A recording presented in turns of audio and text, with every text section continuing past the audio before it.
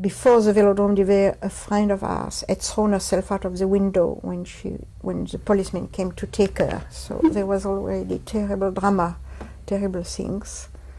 And there was already Drancy. People disappeared in Drancy. And one of my auntie was taken in Drancy.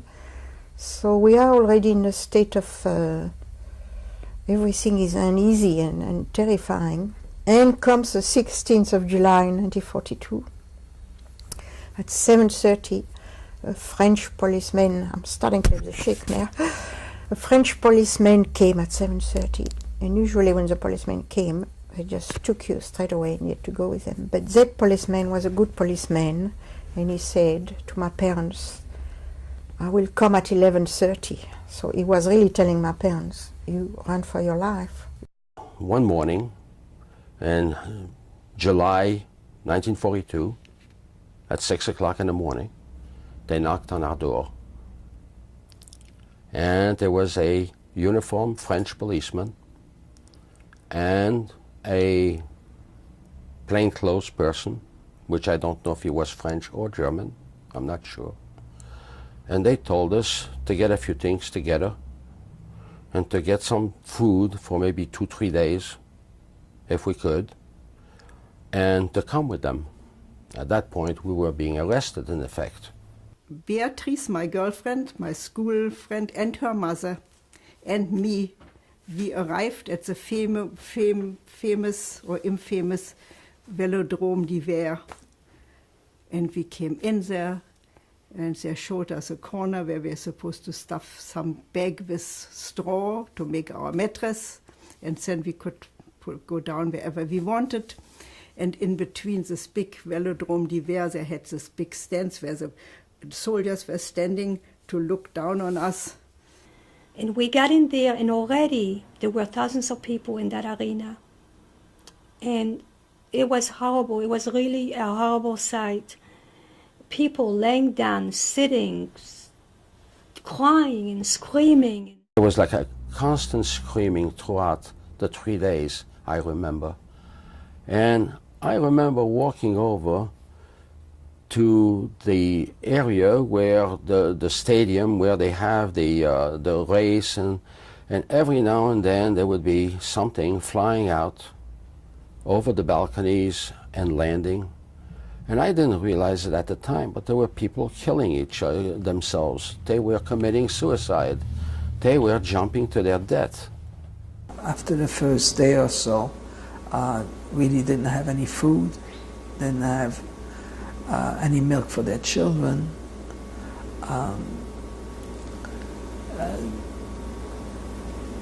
The bathrooms weren't working. I remember waiting online to go to the bathroom, and I never got to that bathroom. I don't remember what I did.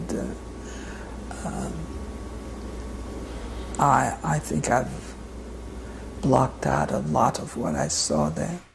They put us in cattle cars. We went in cattle cars. They shoved a lot of people in those cattle cars. I remember the denomination on the cattle car was 8 men, 8 horses or 40 men. This is the way it was written on each cattle car.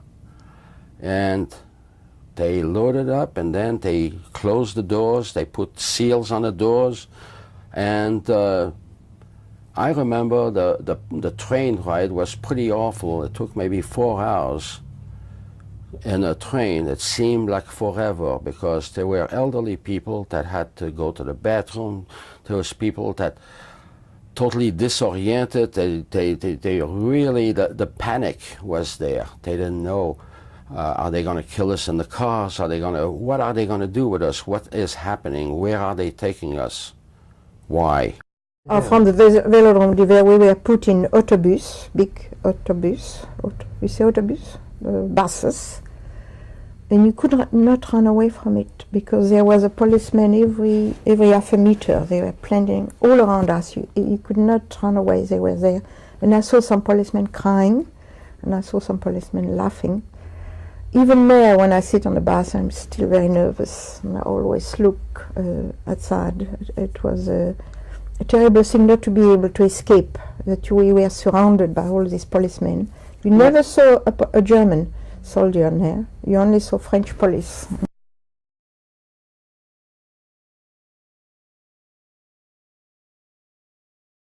Before we left, they gave us a form to fill out how much money we have and how many zlotys you get for that money.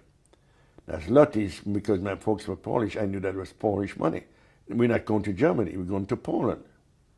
The day of departure, we're giving a double portion of bread, we were giving some food, we were giving some water for a day or so, and we were shipped 1,200 people in that transport, exactly 1,200 people.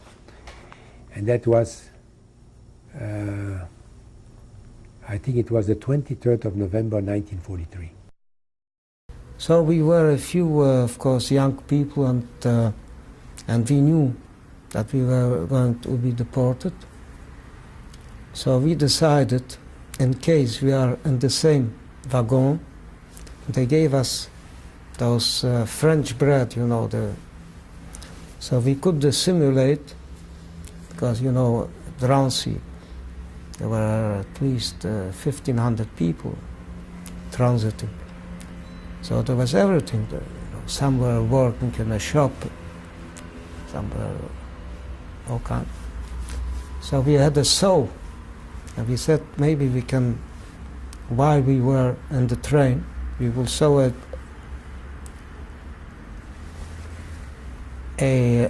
ditch open enough that we can jump while we are still in France, that we can jump out when the train goes not so fast. Before they closed the train, one German came with an interpreter, and he said, in case somebody escapes, 10 are executed. So the atmosphere in the train started to be very, very heavy. 100 people hardly could sit. And we realized there was no way of using our soul, because the others wouldn't let us. They would say, we are going to be executed because of you. We leave and we go east, past my hometown where I was born, the railroad passed right there in Thionville, and into Germany. Now, what was it like on this train? How many people were in the car? Quite a few. We were not like sardines, but pretty close. Could you sit down? Yeah, we could sit down, and we weren't that clogged in. Was there any water or food or? Just the bread we got. And how about sanitation? Nothing. The train started to move. I took out from my bank, I had a small bank, I took out my chisel and my hammer, and I picked a spot where I figured I wouldn't have not too much trouble to get through, something like in the center of the car, and I start chiseling away at the floor. When the other people saw what I was doing, they start to yell and said, "You're crazy, what you doing? You're going to get us all killed." I said, "We're going to get killed anyways." Said, "No, you don't know what you're talking about, you know." Anyways, we started to fight. And eventually they took my tools away, and there's nothing else I could do. How long were you on this train? 3 days. And 3 nights. 3 nights. And we crossed Germany completely, and we arrived in a place in December the 10th.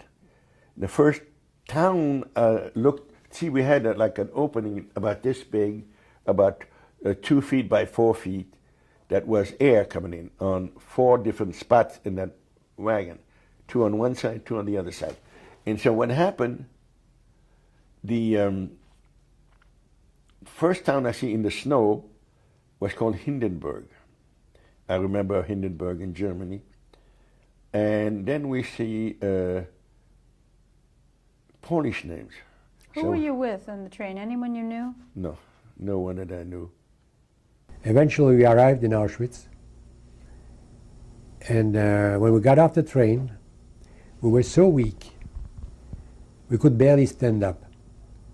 We didn't have no food for days, we didn't have nothing to drink for days. Actually, this was the policy in general of this kind of transport, because whenever I met people in the camp and we talked to each other, when this subject came up, it was always the same thing. That was done purposely so that there's no opposition to be made against the authorities at arrival in Auschwitz. What was the first thing they did to you at Auschwitz? Well, first thing they did, once we got off the train, everybody had to drop his luggage or whatever he had, and we were separated by sex. Men on one side, women on the other. The second thing, we were on a long column, and they asked us two questions. How old you are, and what is your trade?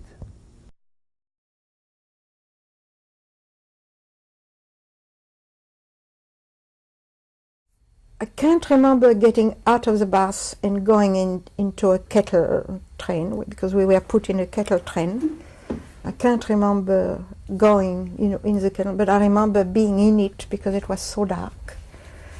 And my mother had an envelope and a piece of paper and a pencil.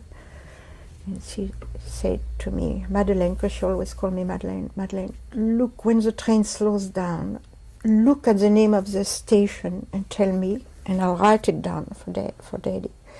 And after 6 or 7 stations, slow station, my mother had about 6 or 7 names of station, and she sealed the envelope, and she gave it to me, and she said, when the train again slows down a bit, you just put the envelope, so there, no stamp, no nothing, and somebody wonderful picked it up, and my father got it. And therefore, because of the name of the station, he realized we were going to the camp de Pithiviers. Okay, they sent me to Drancy. And Drancy was a camp, a transit camp, also guarded by the French. The whole administration was Jewish. I mean, the running of the camp and so on.